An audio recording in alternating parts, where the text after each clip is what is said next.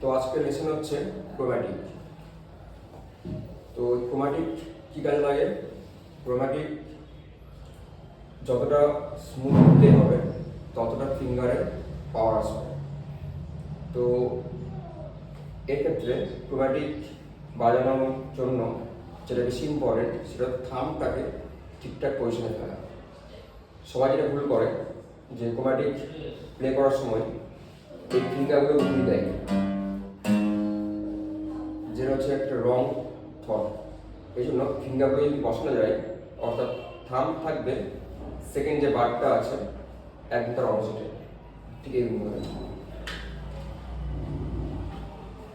এরপর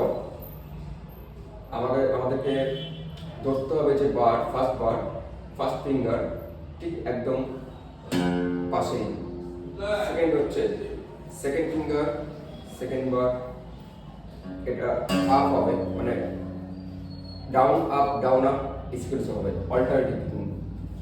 3 নম্বর হচ্ছে 3 নম্বর বারের ঠিক পাশে ডাউন হবে। 4 নম্বর হচ্ছে 4 নম্বর বারের পাশে 4 ফিঙ্গার পাশে আপ হবে। তাহলে কি হবে? Down up. মানুষ কি করে, ম্যাক্সিমাম জন কি করে ফিঙ্গার উঠিয়ে দেয়, ইজি হয় কিন্তু ফিঙ্গার পাওয়ার পড়ে না। এর যতটা ভালো বেটার হবে ততটা ভালো স্মুথ হবে, স্মুথ হবে।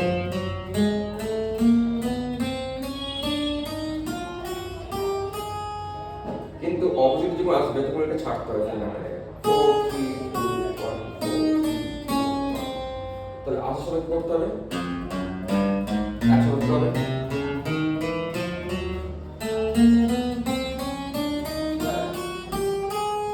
আর যাওয়ার ফেরার সময় ছাড়তে হবে।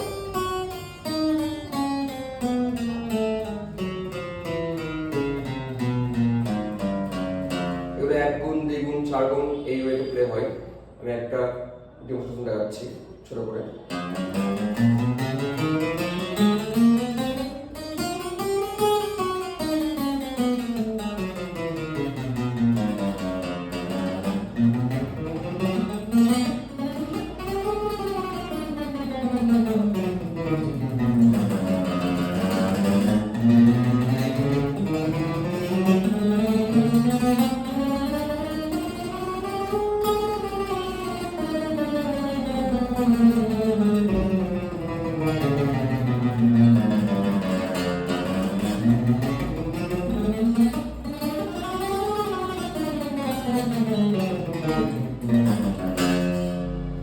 আর যেটা বেশি খেয়াল রাখতে হবে, যেটা আমাদের পাম এটা যেন ব্রিজও করতে থাকে, তাহলে বেটার হয়।